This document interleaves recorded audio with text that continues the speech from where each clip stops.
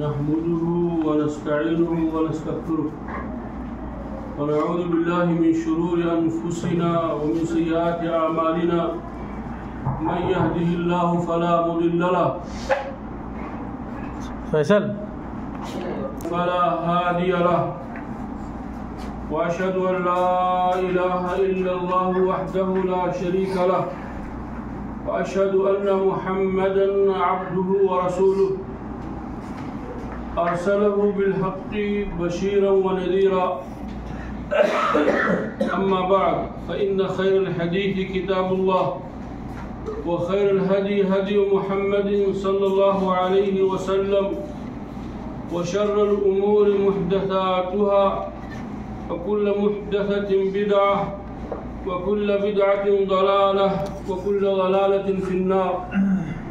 رب اشرح لي صدري ويسر لي أمري واحلل عقدة من لساني يفقهوا قولي.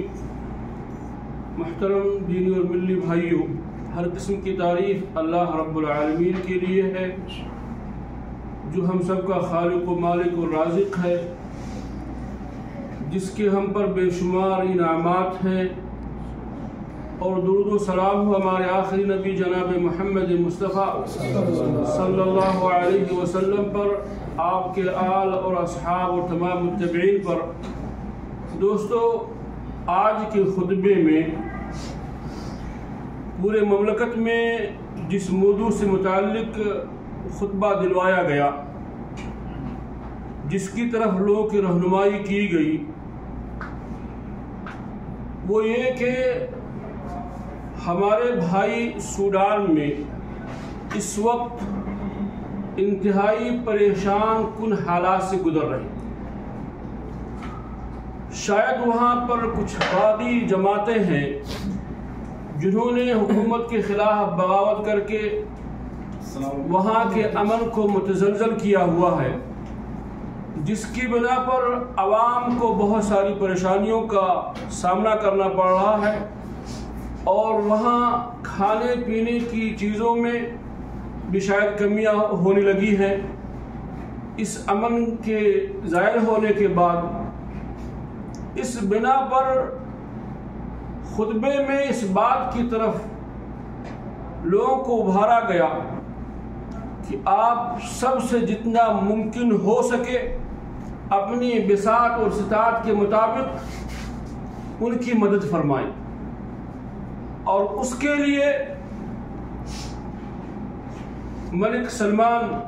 حفظہ اللہ نے ایک موقع، ایک ویب سائٹ ساہم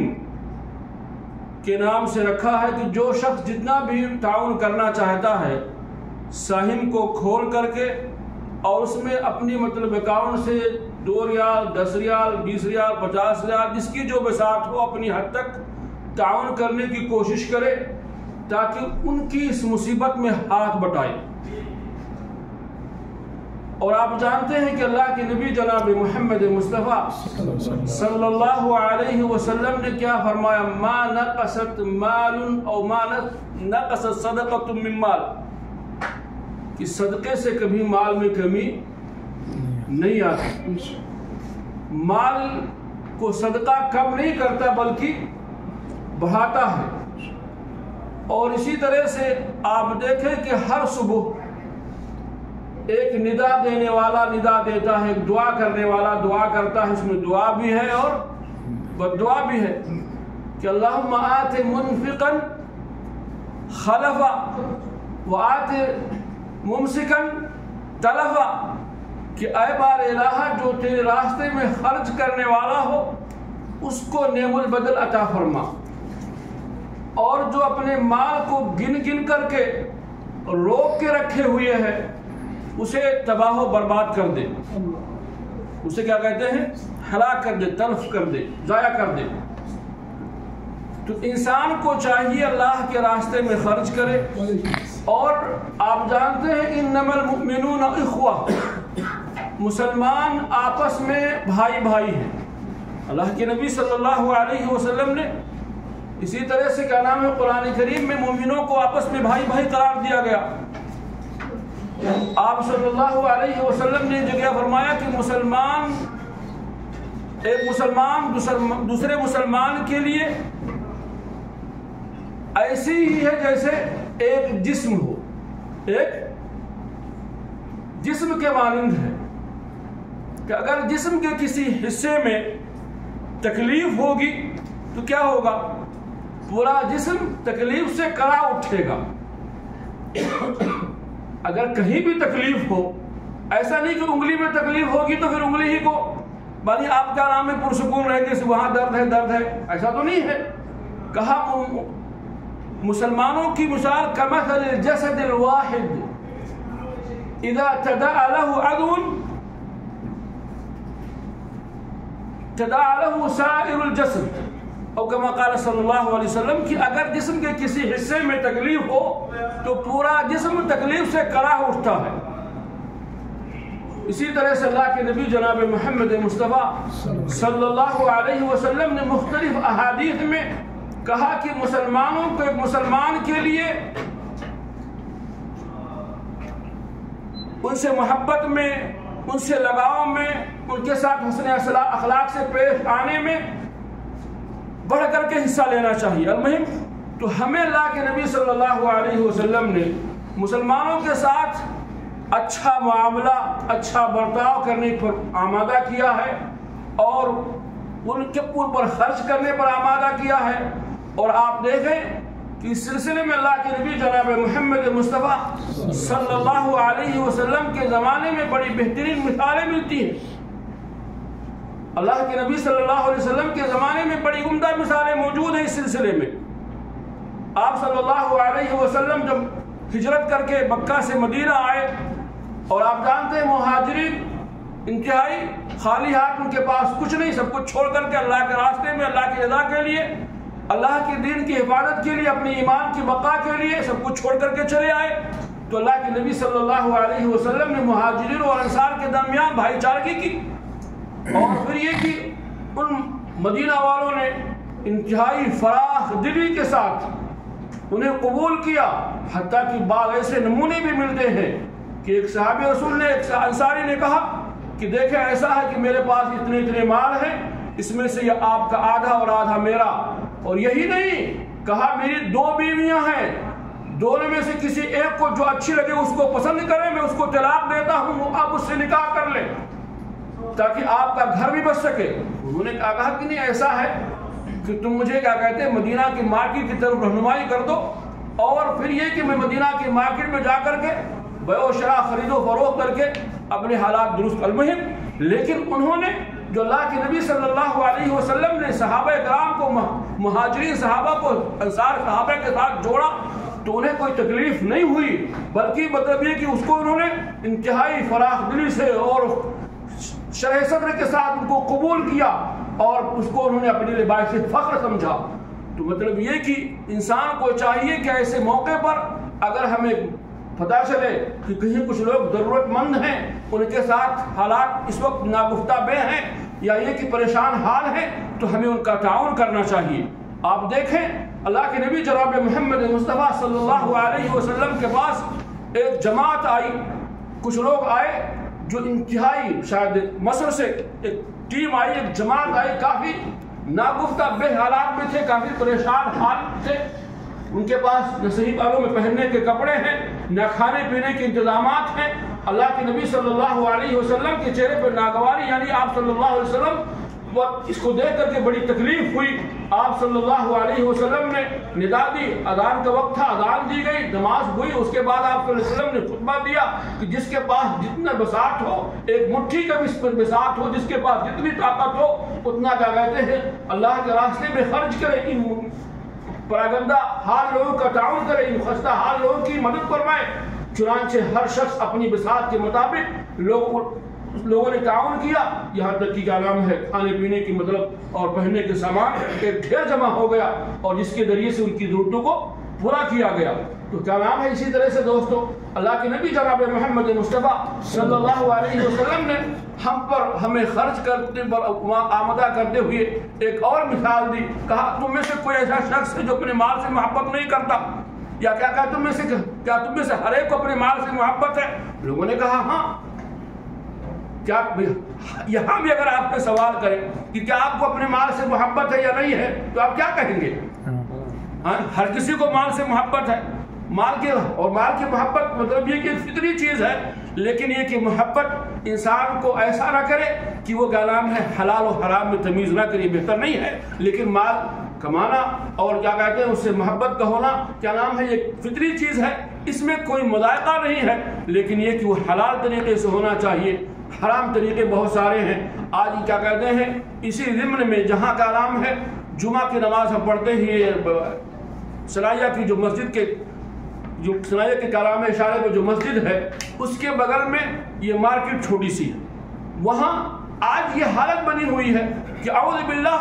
اذان دوسری اذان ہو جا رہی ہے، خطبہ ہو رہا ہے اور اس کے باوجود بھی لوگ خرید و فروخت میں لگے ہوئے ہیں۔ چند منٹ باقی ہے، اس سے پہلے بھی جبکہ کلام نصیحت کی گئی تھی، مطلب یہاں مطلب اس کی ضرورت نہیں ہے، لیکن یہ کہ اگر کہیں کسی تک یعنی کسی کو اگر یہ مسئلہ علم نہ ہو تو جان جائے کہ آپ دیکھیں کہ اس سے پہلے بھی خطبے میں 2-4 ہفتہ پہلے رمضان سے پہلے امام نے خطبے میں کہا تھا کہ دیکھو ایسا ہے، یہ حرکت درست نہیں ہے، اس لیے کہ ایسا کرنا خلاف شرع ہے، اللہ تبارک تعالیٰ کی حکم کی نافرمانی ہے۔ اللہ تبارک تعالیٰ قرآن کریم میں ارشاد فرماتا ہے یا ایھا الذین آمنوا اذا نودی للصلاۃ من یوم الجمعۃ فاسعوا الی ذکر اللہ وذروا البیع ذلکم خیر لکم ان کنتم تعلمون، کہ اے مومنو جب تمہیں جمعہ کے دن آواز دی جائے ندا دی جائے اذان ہو تو تم اللہ تبارک تعالیٰ کی ذکر کی طرف یعنی نماز کی طرف دوڑ پڑو، وذروا البیع، اور خرید و فروخت چھوڑ دو۔ چنانچہ اذان کی شروعات سے لے کر کے نماز کے ختم ہونے تک خرید و فروخت حرام ہے، اس کے باوجود ایک جمع غفیر ہے۔ اذان سے چند منٹ پہلے میں مطلب پہلی سب میں بیٹھا ہوا تھا اور امام نے مجھے فون کیا، کہا یار یہ تو اذان ہونے والی ہے، کہا آ گیا ہو، مطلب جہاں امام کی انتظار کا روم ہوتا ہے میں گیا، کہا ایسا ہے کہ مطلب باہر نکلتے ہیں اور اس لیے کہ ہاں دیکھو لوگ خرید و فروخت کر رہے ہیں، ان کو نصیحت کرنا ہے، بول بھی رہے لوگ، پھر بھی اس کے بعد اب 2 منٹ چند میں باقی اذان ہے، بلکہ اذان کا وقت ہو چکا ہے، وہ تو امام باہر آیا ہوا تمہیں روکنے کے لیے، اس کے باوجود بھی کیا نام ہے لوگ بازار نہیں رہے ہیں۔ پھر یہ ہوا کہ اگر اسی طرح حالات رہے تو کبھی بلدیہ والے آ کر کے سب بند کروا دیں گے ساری چیزیں، سب اجنبی ہیں، سب بنگالی ہیں، سب کیا کہتے ہیں پاکستان زیادہ تر بنگلہ دیش کے لوگ، کچھ مطلب یہ کہ انڈین ہر کوئی کسی نیشنلی سے کیا کہتے ہیں یہ جو طبیعت ہے اعوذ باللہ یعنی کہ خواہ وہ انڈین ہو یا پاکستانی ہو یا بنگلہ دیشی ہو کوئی فرد ہو، کہنے کا مطلب یہ ہے کہ وہاں اکثریت ان لوگوں کی ہے اور خرید و فروخت کرنے والے بھی عرب نہیں ہیں، سب یہی لوگ یار وہ دکانیں لگی ہوئی آپ کے لیے ہوں، کیا نام ہے آپ نماز سے پہلے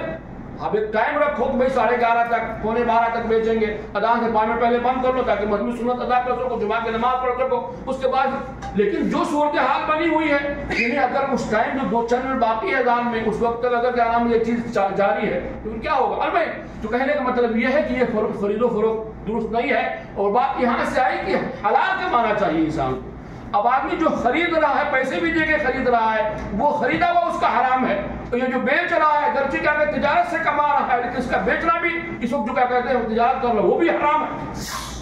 انسان کو چاہیے اپنی کمائی حلال کرے۔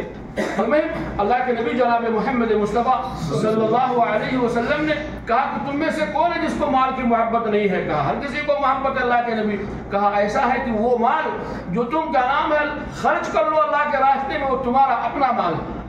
لیکن وہ مال جو تم چھوڑ کے جاؤ گے وہ تو ورثہ تمہارے کے جانے کے بعد اس پر لڑیں گے اور تقسیم کریں گے، وہ تمہارا نہیں ہے، اور حقیقت یہی ہے۔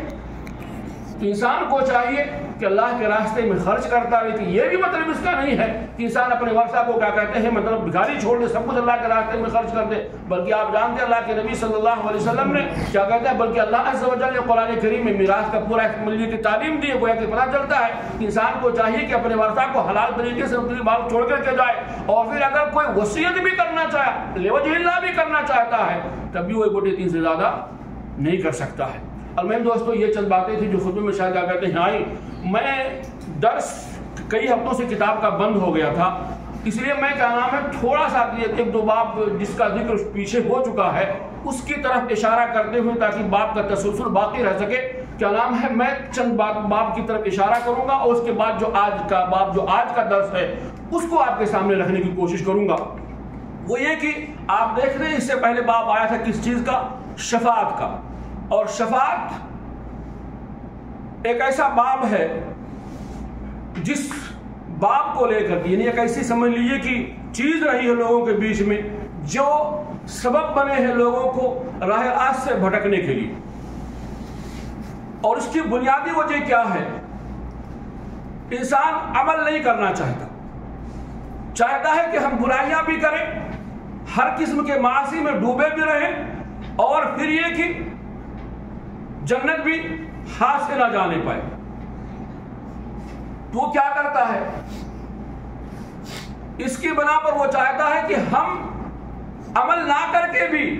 اور کچھ ایسا کوئی پیر مل جائے، کوئی ولی مل جائے، کوئی بزرگ مل جائے، کوئی کیا نام ہے شخص مل جائے جس کے کندھے پر ہاتھ رکھ کر کے، جس کا سہارا لے کر کے، اور پھر ہماری نیا پار لگ جائے، ہے کہ نہیں؟ یہی وجہ ہوتی ہے کہ انسان پھر شفاعتوں کے چکر میں پڑتا ہے۔ کچھ شفاعتیں ضرور ہیں جو انسان کے لیے نفع بخش ہیں اور کیا نام ہے اس کو اپنانا بھی چاہیے، لیکن کچھ ایسی شفاعتیں ہیں، اور پھر آپ جانیں شفاعتیں ہوں گی بھی، شفاعتیں ہیں بھی، انبیاء شفاعت کریں گے، صالحہ شفاعت کریں گے، لیکن انہیں یہ معلوم ہونا چاہیے جو بھی کسی کے حق میں شفاعت کرے گا وہ دو شرطوں کے بعد، ایک تو یہ کہ شفاعت اس کے لیے کرے گا جس کے لیے اللہ تبارک تعالیٰ اجازت دے، اور پھر یہ کہ جس کو حکم ملے گا، جس کو اجازت ملے گی وہ شفاعت کرے گا، اور جس کے لیے شفاعت کی اجازت دی جائے گی اس کے لیے شفاعت کرے گا۔ کوئی کسی کے حق میں اپنی منمانی نہ شفاعت کر سکتا ہے اور نہ کوئی کرنے والا ہے، اور نہ ہی کیا کہتے ہیں، نہ کوئی کرنے والا ہے نہ کسی کے حق میں، یعنی جو کرے گا اس کے حق میں کرے گا جس کے حق میں اللہ کی طرف سے اجازت ملے گی، جس کے حق میں اللہ کی طرف سے اجازت ملے گی، اور جو کرنے والا ہے اس کو بھی گویا کہ اجازت کی ضرورت ہے، جس کے حق میں شفاعت کرنا اس کے بھی حق میں اجازت کی ضرورت ہے۔ اور پھر اس کے بعد بھی ساتھ ساتھ یہ کہ آپ یہ جان لیں کہ شفاعت اس کے حق میں اجازت مل ہی نہیں سکتی جس کے ہاں شرک، جس کے ہاں شرکیہ اعمال، معاصی ہے، کمیاں ہیں، کچھ اور اللہ والا تو رہا ہے لیکن کچھ عملی کوتاہیاں نہیں ہیں، تب تو کیا نام ہے اس کے حق میں اس کے اعزاء قارب یا اللہ کے نبی جناب محمد مصطفیٰ صلی اللہ علیہ وسلم کی شفاعت ہوگی۔ لیکن یہ کہ جس کے ہاں شرک رہا ہے اور شرک کرتے ہوئے دنیا سے چلا گیا ہے اس کے لیے شفاعت ہے ہی نہیں، اور اگر کوئی کرنا بھی چاہے یا کرے بھی تو بھی نفع دینے والے بھی نہیں، لیکن کوئی وہاں تو آپ جانتے ہیں تو کرسی میں اللہ تبارک تعالیٰ کیا فرماتا ہے، الا بإذنه اللہ لا الہ الا هو الحی القیوم لا تأخذه سنة ولا نوم له ما في السماوات وما في الارض من ذا الذي يشفع عنده الا بإذنه۔ کون ہے جو اس کے ہاں شفاعت کرے اس کے حکم کے بغیر؟ کوئی ہے جو وہاں شفاعت کر سکے گا؟ وہاں تو اللہ تبارک تعالیٰ کی، یہاں بھی، لیکن وہاں تو سب کے سامنے ساری چیزیں عیاں ہو جائیں گی۔ یہاں تو پیر بگاڑے اپنا جہنم پیٹ کا بھرنے کے لیے کہتے ہیں کہ چلو آؤ بیعت کر لو، ایسا کر لو، ایسا کر لو، اور پھر کیا کہتے ہیں تمہیں جنت مل جائے گی، ہم تمہیں نجات دلا دیں گے، اور فلاں بابا بخشوانے کے لیے تیار ہیں، فلاں کیا کہتے ہیں نجات دینے کے لیے تیار ہیں، فلاں یہ کرنے کے لیے تیار ہیں۔ یہاں جو چیخ و پکار ہے وہاں تو اللہ تبارک تعالیٰ فرماتا ہے من ذا الذی یشفع عنده الا بإذنہ، کون ہے جو شفاعت کرے اس کے ہاں اس کے حکم کے بغیر؟ وہاں کوئی شفاعت اس کے حکم کے بغیر کر ہی نہیں سکتا، اور ایسے شخص کے حق میں تو شفاعت ہونی نہیں ہے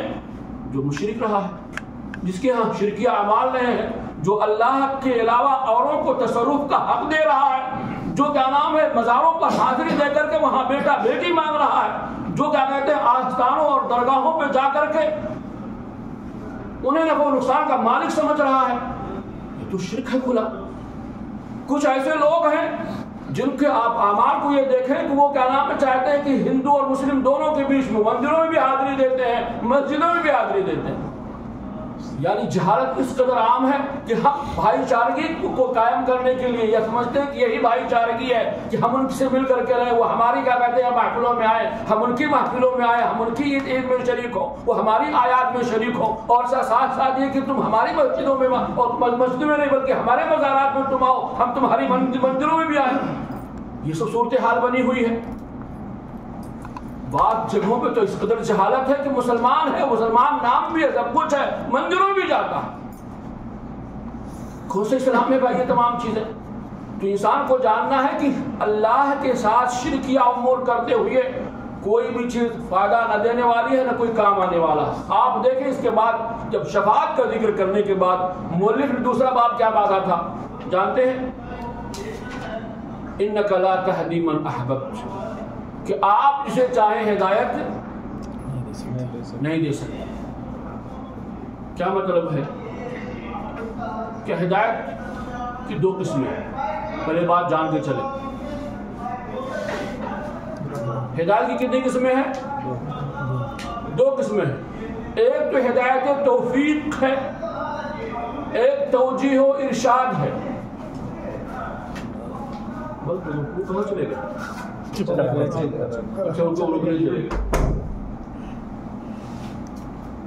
ہدایت کی کتنی قسمیں ہیں؟ دو قسمیں۔ ایک تو ہدایت دینا، یہ کس کا کام ہے؟ ایک لوگوں کی رہنمائی کرنا، یہ کس کا کام ہے؟ انبیاء کا کام ہے، علماء کا کام ہے، ہر کسی کا کام ہے۔ اللہ کے نبی نے فرمایا بلغوا عنی ولو آیا، کیا کہتے ہیں ایک بھی بات تمہیں معلوم ہے تو لوگوں تک اس کو پہنچاؤ۔ ایک بھی چیز معلوم ہے تو لوگوں تک ایک آیت جانتے ہو، لیکن صحیح معلومات ہونی چاہیے، نہیں کہ آپ افواہ پہ افواہ نشر کرتے چلے جائیں۔ نہیں،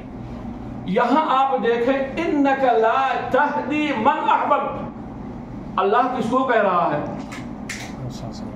کس کو کہہ رہا ہے اللہ تبارک تعالی؟ محمد صلی اللہ علیہ وسلم کو۔ یہ کون ہے؟ افضل المخلوقات ہیں۔ اللہ نے جتنے بھی مخلوق بنائے،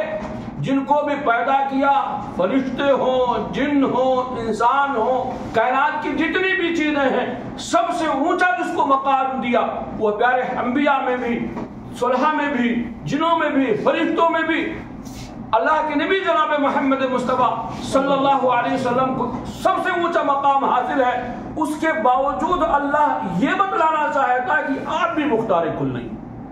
تصرف کا حق آپ کو بھی میں نے نہیں دیا ہے کہ نہیں؟ اور اگر اللہ کے نبی صلی اللہ علیہ وسلم کے اختیار میں ہوتا تو آپ کے چچا غیر اسلام پر دنیا سے جاتے؟ وہ چچا جنہوں نے آپ کی خدمت کے لیے اپنے آپ کو وقف کر دیا، آپ سے دفاع کیا، اور پھر یہ کی کہا کہ جب تک میں باحیات ہوں آپ کی ذات پر کوئی آنچ نہیں آنے دوں گا، اس لیے کہ انہوں نے بات لمبی ہو جائے گی۔ کہنے مطلب یہ کہ اس کے باوجود آپ صلی اللہ علیہ وسلم کی خواہش تھی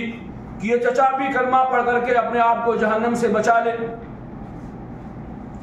اور پھر یہ کہ پوری زندگی تو ایمان نہیں لائے، جبکہ ایسا نہیں، آپ کے خاندان میں بہت سے لوگ مسلمان ہوئے، آپ کے چچا میں بھی عباس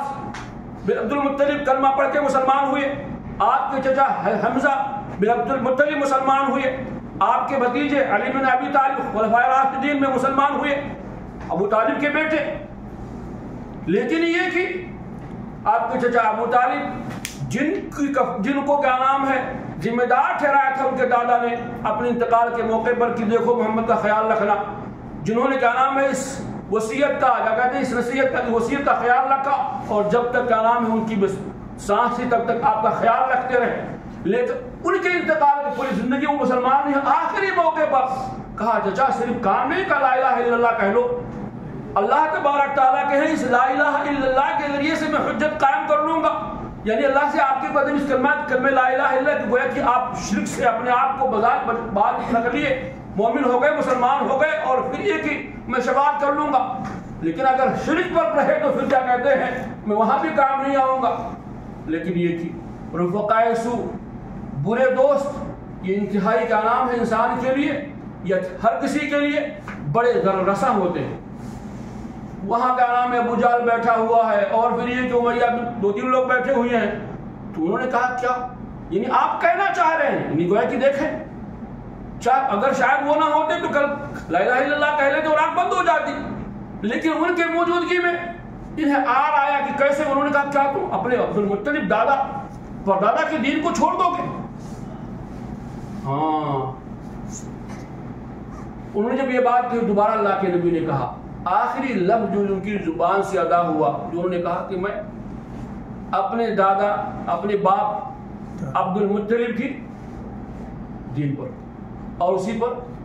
اللہ کے نبی صلی اللہ علیہ وسلم نے اس کے بعد میں کہا ٹھیک ہے میں تمہارے لیے اللہ تبارک تعالیٰ سے شفاعت کروں گا, تمہاری مغفرت کی دعائیں کروں گا, جب تک کہ مجھے اسے روک نہیں دیا جاتا. تو ایک تو یہ اس اللہ نے کہا انک لا تہدی من احببت, آپ لاکھ کوشش ہو آپ کچھ بھی کر لیں, ہدایت دینا آپ کا کام نہیں ہے. اسی لیے آپ دیکھیں کبھی کسی کے ساتھ تھوڑی بھی باتیں آپ کریں اور اس پر اثر انداز ہو جاتی ہے, وہ کلمہ گو ہو جاتا ہے, اور کسی کو آپ پوری زندگی محنت کرتے ہیں کچھ اثر ہی نہیں ہوتا. کچھ تو ایسے لوگ ہیں جو اسلامی تعلیمات سے ہم سے اور آپ سے زیادہ واقف ہیں, مجلسوں میں تقریریں کرتے ہیں. ایک ایسا شخص میں نے اس کی تقریر سنی, وہ کیا نام ہے مسلمانوں کو نصیحت کرتے ہوئے جو کہتا ہے کہ تمہارا اسلام تمہیں کیا نام ہے قبر پرستی سے روکتا ہے, تمہارا اسلام تمہیں کیا نام ہے مزاروں پر حاضری سے روکتا ہے, تمہارا اسلام تمہیں کیا نام ہے اس چیز سے روکتا ہے, تو پھر تم نے اتنے مزار کیوں بنا رکھے ہیں؟ بات اس کی درست ہے کہ نہیں درست ہے؟ غیر مسلم ہے وہ. شاید آپ لوگوں نے بھی سنا ہوگا اس کلپ کو, دیکھا ہوگا کہ وہ باقاعدہ چند منٹ میں تقریر کرتے ہوئے کہتا ہے کہ جب اسلام کیا کہتے ہیں پکی قبروں سے بنانے سے روکتا ہے, اسلام کیا کہتے ہیں قبروں پر حاضری سے روکتا ہے, اور اسلام کیا کہتے ہیں قبر والوں کو نفع نقصان نہیں بتلاتا ہے, منع کرتا ہے کہ نفع نقصان کی مالک صرف اللہ کی ذات ہے, تو تم بھی کیا کہتے ہیں پورا. پھر یہ بھی کہتا ہے کہ دیکھو جاؤ عرب دیکھ لو, سعودی عرب میں دیکھ لو, پورے سعودی میں کہیں آپ کو کوئی پکی قبرستان نہیں ملے گی, کوئی پکا قبر نہیں ملے گا, اور پھر تم نے کیا کہتے ہیں تم کیسے مسلمان ہو, تم اس سے باز کیوں نہیں آتے؟ غیر مسلم ہے وہ. بات اس کی انتہائی کیا کہتے ہیں پرفیکٹ ہے, لیکن مطلب یہ کہ پھر بھی وہ ہدایت سے دور ہے. کہنے مطلب ہے کہ وہ بھی ہدایت سے دور ہے. تو کیا نام ہے آپ یہ دیکھیں کہ بات یہاں سے کہ انک لا تہدی من احببت ولکن اللہ یہدی من یشاء, آپ جسے چاہیں ہدایت نہیں دے سکتے. کیا ہوا بھائی بیچ میں آپ بول رہے ہیں, کیا ہوا؟ ہمارے کہنے کا مطلب یہ کہ آپ یہ بعد میں بات کر لیتے ہیں, ہم مجلس میں بات کریں گے تو سب آپ کہتے ہیں آپ کے گھر مدعے ہو جائیں گے, اور یاد دلا دیتے ہیں ان کو یہاں سے نکلنے کے بعد کہنے. تو آپ یہ دیکھیں یہ, اور اسی طرح سے اللہ کے نبی صلی اللہ علیہ وسلم جب یہ کہا کہ جب تک میں اس سے بات روک نہیں دیا جاتا تب تو میں تمہارے دعا کروں گا, تو اللہ تبارک تعالیٰ نے یہ آیت کریمہ نازل فرمائی, ما کان للنبی والذین آمنوا ان یستغفروا للمشرکین, کہ کسی نبی کے لیے یا مومن کے لیے درست نہیں ہے کہ وہ استغفار کرے. کس کے لیے؟ مشرکوں کے لیے.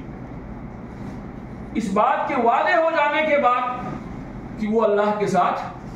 شرک کرنے والے ہیں, تو مشرکین کے لیے استغفار نہیں کیا جا سکتا. یہاں ایک سوال ہوتا ہے, کوئی کر سکتا ہے کہ بھائی کا نام ہے کچھ ایسے لوگ ہیں جو کلمہ گو ہیں, لیکن یہ کہ خاندانی ان کے ہاں شرک ہے, قبروں پہ حاضری ہے, یا پھر یہ کہ مطلب مزارات پہ جاتے رہتے ہیں, کیا اب ہم ان کی طرف سے ان کے لیے دعائیں کر سکتے ہیں, ان کے لیے حج عمرہ کر سکتے ہیں یا نہیں کر سکتے؟ مطلب نام عبداللہ عبد الرحمن ہے, آدمی نماز بھی پڑھتا ہے, روزے بھی رکھتا رہا ہے, ساتھ ساتھ کیا کہتے ہیں وہ بریلیت میں زندگی گزار رہا ہے, شرک و کفر میں زندگی گزار رہا ہے. اب کیا اس کا شخص کا انتقال ہو گیا تو کیا ہم اس کی طرف سے صدقہ کریں گے؟ کیا ہم اس کی طرف سے عمرہ کر سکتے ہیں, اس کی طرف سے حج کر سکتے ہیں, یا پھر یہ کہ جو چیزیں اس کے لیے نفع بخش ہو سکتی ہیں اگر وہ شرک میں انتقال نہیں کی ہوئی ہے تو اس کے لیے دعائیں کر سکتے ہیں یا نہیں کر سکتے؟ تو پھر یہ کہ دوستو ہم ایسے موقع پر یہ کہیں گے کہ اللہ تبارک تعالیٰ سے حسن ظن رکھتے ہوئے کہ ممکن ہے اس نے اپنی آخری زندگی میں رحمان ممکن ہے یہ اپنی آخری زندگی میں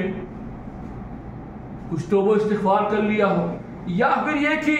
مطلب یہ جاتا تو رہا مزاروں پر، لیکن یہ ان کی یہ بات نہ کر کے انہیں صرف یہ سمجھتا رہا کہ مطلب یہاں حاضری مطلوب ہے، یا کچھ حسن ظن رکھتے ہوئے اگر وہ یہ سمجھتا رہا کہ بھئی نفع و نقصان کے مالک ہیں، اور یا پھر یہ کہ ان کو نذرانے پیش کرتا رہا کہ نذرانے سے ہماری بگڑی بننے والی ہے، تب تو کیا کہتے ہیں اس کو نفع نہیں دینے والی ہے۔ لیکن کچھ ایسے بھی ہو سکتے ہیں کہ بیچارے وہاں ان کی حاضری بس رسماً لوگوں کو دیکھ رہے ہیں، جا رہے ہیں، ان کو جانتے بھی نہیں کہ ہاں آنا جانا کس معنی میں ہے، یا پھر یہ کہ مطلب یہ ان کو نہیں مانتے کہ نفع و نقصان کے مالک ہیں، بلکہ صرف ان کو ایک وسیلہ سمجھتے ہیں۔ تو پھر عین ممکن ہے کہ مطلب یہ نہیں، اگر یا پھر یہ کہ اس شخص کا انتقال کوئی مطلب یہ کسی کی نصیحت کی بنا پر یا صرف موقع پر اس نے توبہ کر لیا ہو، تو اگر یہ تمام چیزیں ہیں، یعنی اگر انتقال شرک میں نہیں ہوا ہے تو پھر کیا نام ہے اس کو یہ تمام چیزیں فائدہ دیں گی۔ لیکن انتقال پہ شرک ہوا ہے جس کا علم اللہ کو ہے، جس کا علم اللہ کو ہے، تو ایسی شکل میں یعنی کیا نام ہے ہم حسن ظن رکھتے ہوئے اس کے طرف اس کے لیے دعائیں کریں گے، یہ جانتے ہیں کہ یہ ہماری دعا اس کو فائدہ کب پہنچائے گی اگر وہ شرک پر دنیا سے نہیں گیا ہے۔ ہم اس کی طرف سے عمرہ کریں گے، یہ اس کے لیے اس وقت فائدہ دینے والی ہے جب اس کا انتقال شرک پر نہیں ہوا ہے۔ لیکن ہم کیا نام ہے ہمارا عزیز رہا ہے، ہمارا قریبی ہے، ہمارا خاص ہے، اور پھر یہ کہ اس کے ہم پر حقوق ہیں، تو ہم اس کی طرف سے تمام چیزیں کرنے کی کوشش کریں گے۔ یہ تصور ضرور رکھتے ہوئے کہ اگر شرک پر رہا ہے تو انبیاء کی دعوت دعا اس کے لیے نفع نہیں دے گی، تو ہماری دعائیں اس کے لیے کہاں فائدہ دینے والے ہیں۔ اور اگر آپ یہ کرتے ہیں تو آپ کو جو اس کی طرف سے دعائیں کریں گے تو آپ کو اس کا آپ دعا کسی کے لیے بھی مسلمان کے اس کو فائدہ ملنا ہے۔ اسی طرح سے آپ کیا نام ہے کسی کی طرف سے عمرہ کروا رہے ہیں، مطلب اپنے عزیز کی طرف سے یا کر رہے ہیں، تو آپ کو کیا نام ہے خرچ کر رہے ہیں، آپ کو اس کا خرچ اس کا بدلہ ملنا ہے، اس لیے ہم اس کے لیے کریں گے۔ اس تصور کو ہم ذہن میں رکھتے ہیں کہ اگر کہیں شرک پہ ہوا تو فائدہ نہیں دے گا، لیکن غیر شرک پہ رہا ہے اور کیا کہتے ہیں معاصی میں رہا ہے یا علمی میں رہا ہے، اور اگر اللہ عز و جل نبی کی شرک کے علاوہ تو آپ جانیں کہ شرک پر جس کا انتقال ہوا اللہ تبارک تعالیٰ کا کھلی لفظوں میں اعلان ہے ان اللہ لا یغفر ان یشرک بہ، اللہ اپنے ساتھ شرک کو معاف کرنے والا نہیں ہے۔ تو جس کا شرک پر انتقال اس کو تو فائدہ نہیں دے گا، لیکن ہم نے کہا حسن ظن رکھتے ہوئے تو اچھا گمان رکھیں کہ ممکن ہے شرک پر نہ انتقال ہوا تو ہم اس کے لیے تمام چیزیں کریں گے، انشاءاللہ اللہ اسے فائدہ پہنچائے گا۔ بس تو یہ کا نام ہے۔ اور ہم حتمی مارے آپ جانتے ہیں ہم کسی کو بارے میں حتمی تو نہیں نہ کہہ سکتے کہ یہ مشرک کا نام ہے، یہ شرک اس کا انتقال ہوا ہے، کہ جو مطلب کہ کھلے کفار ہیں ان کی بات دوسری ہے، لیکن جس کا انتساب اسلام کی طرف ہے، جو مسلمان خاندان میں رہا ہے، اس میں کیا کہتے ہیں کچھ جہالت کی بنا پر کچھ چیزیں کر رہے ہیں، کچھ لوگ ایسے ہیں جو مطلب ان کو سب کچھ نہیں سمجھتے، بس لوگ آ رہے ہیں جا رہے ہیں، ہم بھی آ جا رہے ہیں، اس قسم کی باتیں ہیں۔ لیکن یہ کہ ہماری کوشش تو ضرور ہو اپنے مطلب یہ کہ اجزا قارب دوست احباب کے ساتھ ان کی اصلاح کی، لیکن اور اصلاح کے ساتھ ساتھ ہم ان کے ساتھ حسن ظن رکھتے ہوئے ان کو فائدہ پہنچانے کی کوشش کریں گے۔ اگر کیا کہتے ہیں ان کا انتقال شرک پہ نہیں ہوا ہے تو فائدہ دے گا، اگر شرک پہ انتقال ہوا تو کوئی چیز نفع دینے والی نہ حج، نہ عمرہ، نہ صدقہ، نہ دعا، نہ کوئی اور چیز۔ المہم تو آپ دیکھیں اس باب سے کیا پتہ چلتا ہے کہ کیا نام ہے مختار کل اللہ کی ذات ہے، ہر قسم کا اختیار کس کو حاصل ہے؟ اللہ کو حاصل ہے۔ اللہ کے نبی صلی اللہ علیہ وسلم کے بھی اختیار میں یہ نہیں ہے کہ کسی ایسے شخص کی مغفرت کروا لے جس کا انتقال شرک ہو جائے۔ آپ کی شفاعت بھی انہی لوگوں کے لیے ہے جو کیا نام ہے اہل ایمان ہیں،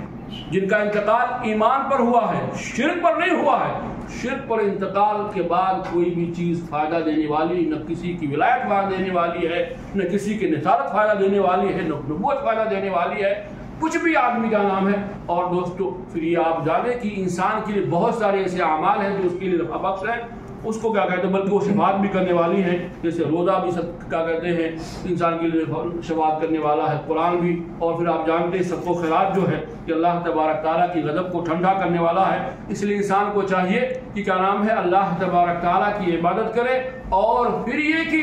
دوسروں کے کندھوں پر بندوق رکھ کے چلانے کی کوشش نہ کرے کہ ہاں ہم تو معاصی میں ڈوبے رہیں گے، نماز نہیں پڑھیں گے، خیر کے کام نہیں کریں گے، اور پھر اس پہ بیعت کر لیں گے وہ ہمیں اللہ کے ہاں نجات دلا لے گا۔ یہ کیا کہتے ہیں شیطانی کیا نام ہے شیطانی بہانے ہیں، یا شیطان اس قسم کے بہانوں کو آپ کے ذہنوں میں ڈال کر کے آپ کو رب سے دور رکھنا چاہتا ہے۔ تو ہم شیطانی بہانے میں، شیطانی بہکاوے میں نہ آ کر کے رب کی عبادت کریں، اس زندگی کو بنانے کی کوشش کریں جو زندگی ہمیشہ کے لیے ہے، جہاں کی کامیابی ہے اور جہاں کی ناکامی یقین ناکامی ہے۔ اس لیے دنیا کی زندگی تو چند روزہ ہے، آج ہے، آپ دیکھیں جو 100 سال پہلے تھے دنیا میں وہ نہیں ہے، اور آج کے 100 سال کے بعد جو آج موجود ہے وہ دنیا میں کوئی نہیں ہوگا۔ ایک نئی پیڑھی ہوگی اگر دنیا رہتی ہے، اللہ جانتا دنیا کب تک ہے، لیکن یہ کہ آپ جان لیں کہ 100 سال کے بعد تو کوئی نہیں رہنے والا، جو 100 سال پہلے دنیا میں تو آج ہے بھی نہیں، اس لیے کا نام ہے۔ لیکن وہ زندگی جو ہمیشہ کی ہے، جو 1000 سال جو لاکھوں سال پہلے دنیا میں تھے، آج بھی اگر وہ نیک تھے تو جنتوں میں ہے، اور کیا کہتے ہیں جنت کی ہواؤں میں ہے، اور پھر یہ کہ ان کی روحیں عرش کے نیچے ہیں اور اعلیٰ علیین میں ہے، اور جو بد رہے ہیں وہ آج بھی کیا کہتے ہیں سجین میں ہے، انہیں کیا نام ہے ان کی روحیں سجین میں ہے، انہیں سزاؤں سے دوچار ہونا پڑ رہا ہے، اور یہ تو عذاب قبر برزخی زندگی بھی عذاب ہے، اس کے بعد جو اخروی زندگی ہوگی جب قیامت قائم ہوگی اس کے بعد تو کیا نام ہے اشد اور سخت ترین اشد عذاب ہے، وہاں کیا کہتے ہیں انتہائی سخت ترین عذاب ہے۔ اس لیے انسان کو کیا نام ہے ان تمام چیزوں سے کو سمجھنا ہے، اور پھر یہ کہ اس سے باز آنا۔ اس کے بعد جو باب تھا وہ بھی کیا کہتے ہیں مطلب مؤلف نے مختلف پر، میں نے کہا کہ مؤلف امام محمد بن عبد الوہاب رحمہ اللہ تبارک تعالیٰ ان کی کروڑ کو کیا نام ہے انہیں کروڑ کو جنت کا فرمائے، انہیں کیا نام ہے ان کی قبر کو تحت نظر وسیع بنائے اور ان کی خدمات کو قبول فرمائے۔ انہوں نے مطلب کہ لوگوں کو صحیح راستہ دکھلانے کے لیے اور اللہ تبارک تعالیٰ کی عظمت کو سمجھنے کے لیے کہ ہر شخص رب کا محتاج ہے، کسی اور کا محتاج نہیں ہے، اور صحیح عقیدہ سمجھانے کے لیے مختلف باب باندھے، مختلف انداز سے سمجھانے کی کوشش کی، تاکہ کیا کہتے ہیں شفاعت کو بھی جان لو، شفاعت اس کے لیے ہے جس کے حق میں اللہ اجازت دے گا۔ اس کے بعد کہا کہ ہدایت دینا یہ رب کا کام ہے، کسی یعنی کوئی کی نفع نقصان کو پہنچانا یہ صرف رب کے بس میں، کسی اور کے بس میں نہیں ہے۔ اس کے بعد پھر ایک باب اور باندھا اسی سے، اس کے بعد بھی کہ ابواب باندھے ہیں، کہا کہ دیکھو ایسا ہے انسانیت میں جو کفر و شرک آیا اس کی وجہ کیا ہے، لوگوں کے جو نیکوکار لوگ تھے ان کی شان میں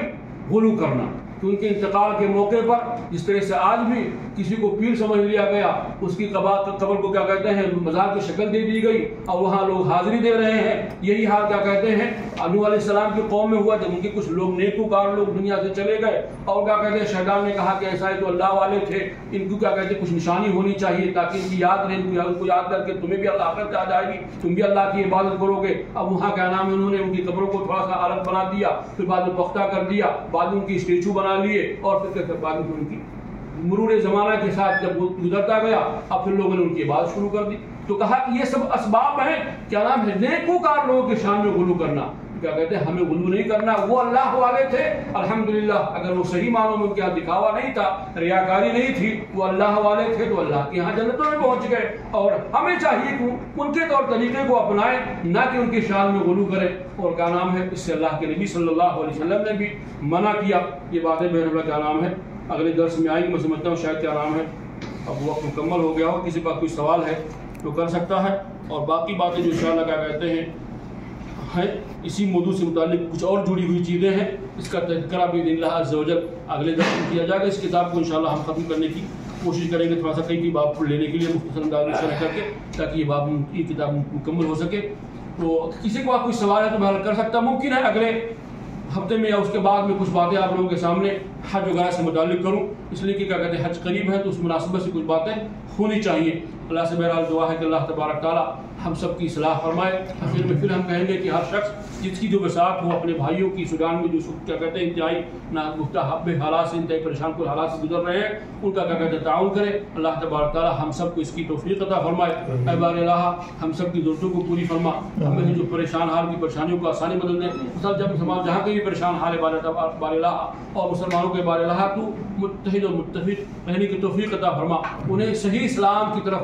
لوٹنے کی توفیق عطا فرما۔ اے بار الہ ہمیں جو بیماری شفا کاملہ عاجلہ عطا فرما۔ اے بار الہ تو ہم سب کو کتاب و سنت کی مطابق زندگی گزارنے کی توفیق عطا فرما۔ ہمارے والدین عزیز اقارب دوست احباب تمام مسلمان جن کا انتقال توحید پہ ہوا، اے بار الہ تو کی قبروں کو نور سے بھر دے، ان کی خطاؤں کو درگزر فرما، انہیں کروڑ کروڑ جنت عطا فرما، انہیں عذاب قبر سے عذاب جہنم سے بچا لے، وہ جب تو زندہ رکھ سلام پر زندہ رکھ، جو خاتمہ ایمان پر ہو، کلمہ لا الہ الا اللہ پر ہو۔ السلام علیکم ورحمۃ اللہ وبرکاتہ۔